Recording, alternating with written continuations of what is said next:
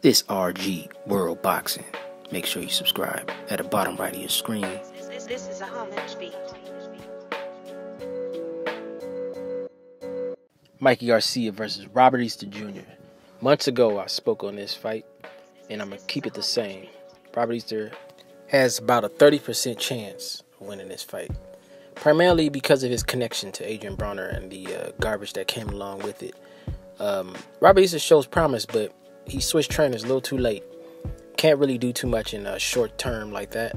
The discipline of Mikey Garcia is much greater than Robert Easter. After watching Denis Shavkov fight, Robert Easter clearly showed his inability to fight on the inside. And I'm sure Mikey Garcia did his homework. Robert Easter Jr. is, a good fighter, man. And I hope greatness for him. But he has to earn a hard lesson because of his ties. All that foolishness, man, that trickled off from Adrian Bronner will show up. People, don't think it's related, but it's very much related. I think Robert Easter needs to totally separate from Adrian Bronner. I mean, it's kind of hard to do if you sign to somebody, but he needs total separation from that guy.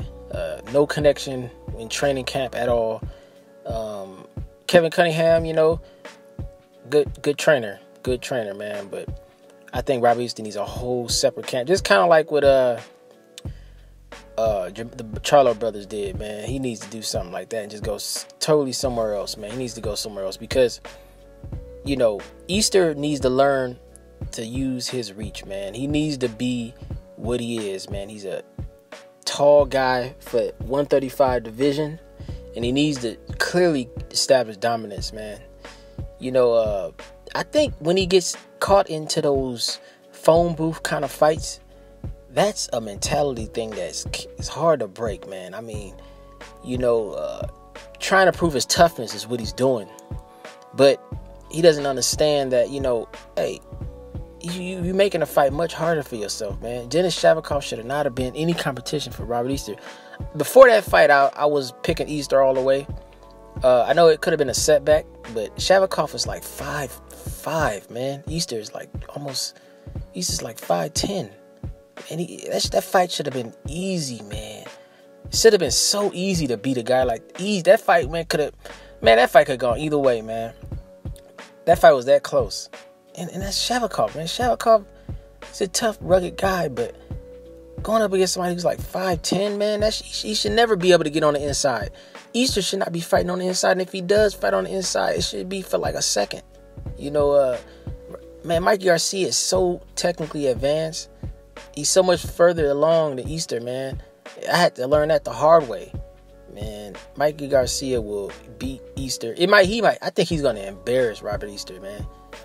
Mikey Garcia is on like a classical level. Easter's on like Easter's on MIDI sounds, and Mikey Garcia uses instruments, man. Easter's using like keyboards and electronic keyboards, man. This Mikey Garcia is on a classical level, man. I'm not saying he's like, I wouldn't pick Mikey Garcia to be like a Terrence Crawford or anything, but I mean, Easter, man. He doesn't show classic moves. He doesn't show.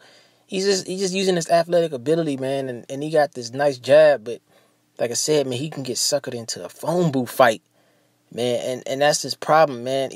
Mikey Garcia could keep it on the inside and just, man, Mikey Garcia could lean on this dude and put him on the ropes and just end the night, man. He could make the whole night like that. He could lean on him. I mean, the guy got so many options, man. Man, Mikey Garcia, man, is a beast, man, and he will embarrass Robert Easter Jr. I mean, I can pretty much bet on that. He's going to embarrass. That fight won't even be close, man. It's RG World Boxing.